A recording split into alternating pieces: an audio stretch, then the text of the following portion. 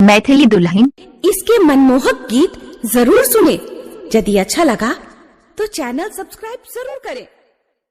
Presented by दुल्हन music.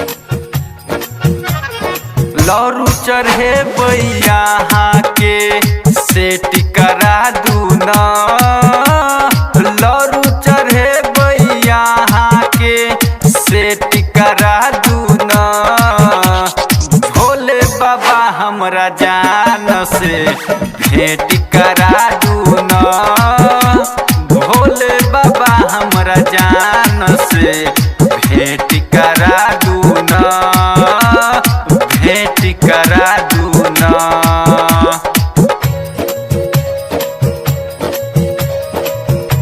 आयुष DJ Nagwas.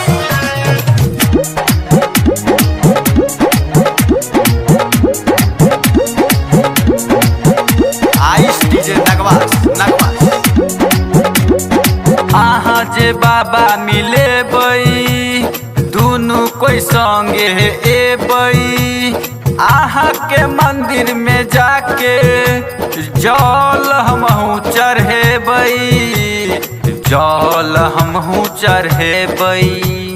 आहा जे बाबा मिले बई संगे दुनु कोई एबई।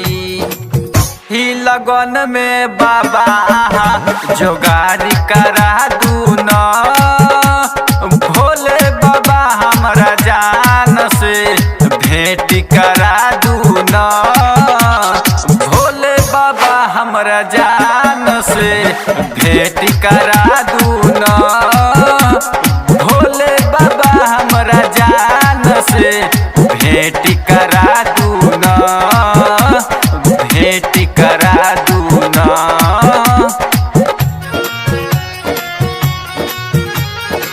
आयुष डीजे नगवास नगवास।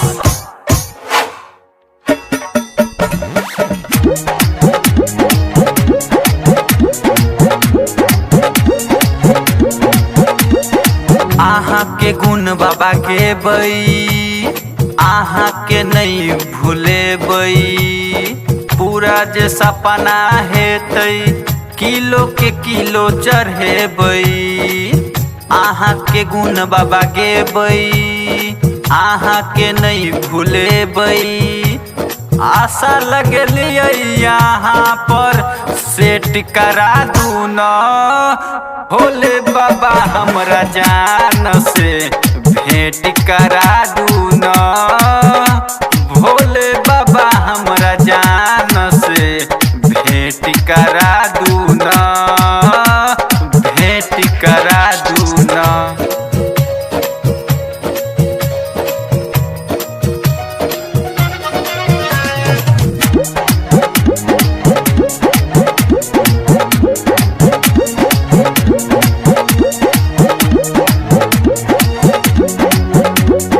राइटर संजय के अर्जी बाबा आहा के मर्जी।